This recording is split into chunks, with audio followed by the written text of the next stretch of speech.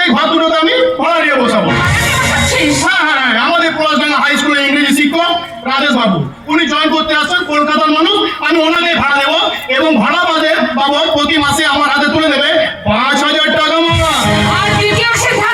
আর দ্বিতীয় সিদ্ধান্ত হলো আমাদের যে 2 বিঘে জমি আছে না, সেটা আমি বিক্রি করে দেবো।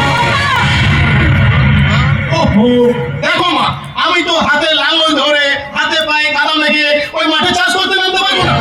তার চেয়ে বরং যদি আমি ওই জমিটা বিক্রি করে দিই, যে টাকাটা পাবো সেটা আমি ব্যবসায় কাজে লাগাতে পারবো।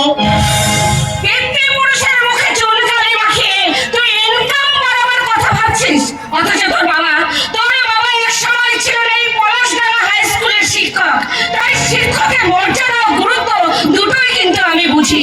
একজন শিক্ষককে তুই ঘর ভাড়া দিচ্ছিস, তাতে আমার কোনো আপত্তি নেই, কিন্তু পিতৃপুরুষের রেখে যাওয়া সম্পত্তি আমি কিন্তু কিছুতেই বিক্রি হতে দেব না।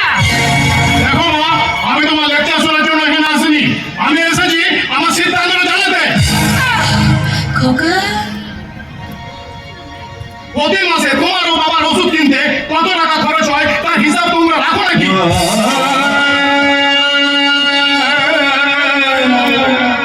তোমার শাড়ি, বাবার ধুতি, ইলেকট্রিকের বিল, এটা সেটা কিনতে কত খরচ হয় তার হিসাবে তোমরা রাখো নাকি? তোর মায়ের আর আমার ওষুধ কিনতে কত টাকা খরচা হয় সেটা আমি হিসেব করে বলে দিতে পারবো। আমার ধুতি, তোর মায়ের শাড়ি কিনতে কত টাকা খরচা হয় সেটাও আমি হিসেব করে বলে দিতে পারবো। কিন্তু তোকে জন্ম দিতে গিয়ে তোর গর্ভধারিণী মায়ের প্রসব যন্ত্রণায় যে চোখের অশ্রু ঝরে পড়েছিল, তার হিসেবটা কিন্তু তুই পৃথিবীর সব থেকে বড় ক্যালকুলেটর দিয়েও করতে পারবি না। একটা সামান্য ব্যাপারকে নিয়ে এত কেন যে তোমরা হয়েছে করছো আমি বুঝতে পারছি না। এই সংসারটা দায়িত্ব আমার মাথার উপর, এই সংসারটা যেন আমি করে হিংসা নিয়ে যাচ্ছি। এখন থেকে তোকে আর একা সংসার চালাতে হবে না। এবার থেকে আমি আর তোর মা তোকে কিছু টাকা তোর হাতে তুলে দেবো। হ্যাঁ, আমি টাকা কোথায় পাবো? কেন? তুমি তুমি পাশের 5 ঘরে বাসন মাজবে আর আমি ওই স্টেশনের বাইরে গিয়ে জুতো পালিশ করবো।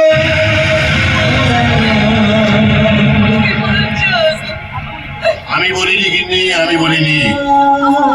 হাটে সোমনাথের সাথে দেখা হয়েছিল, সোমনাথকে আমাকে কথাগুলো বললে। এত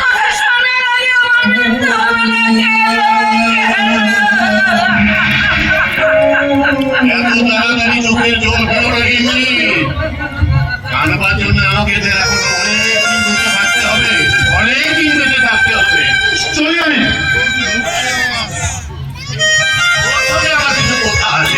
কি কথা?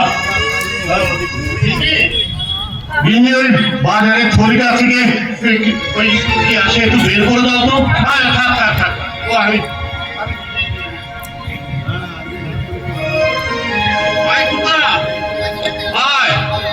কাল থেকে তো লোকের জুতো পালিশ করবো রে।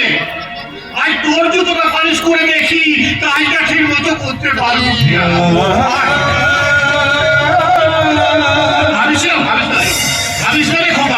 তোর জুতোটা ঠিক ঠিক ঘষে ঘষে আমি চকচকে করে দিতে পারবো।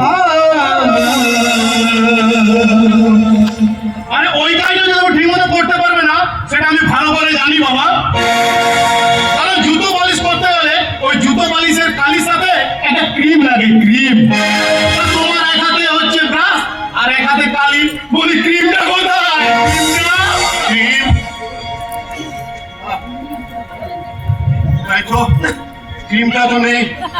ও গিন্নি, তোমার তোমার চোখ থেকে বেরোনো দুপুরা কান্নার জল এই রাস্তাকে লাগিয়ে দাও তো গিন্নি।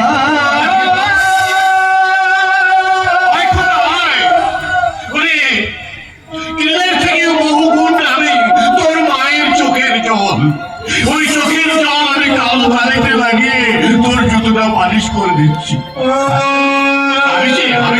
তোর জুতোটা ঠিক আমি ঘষে ঘষে একেবারে চকচকে করে পালিশ করে দেবো। তোমাদের হাতে খেলা দেখলে না আমার পাউলটা একদম চলে যায়।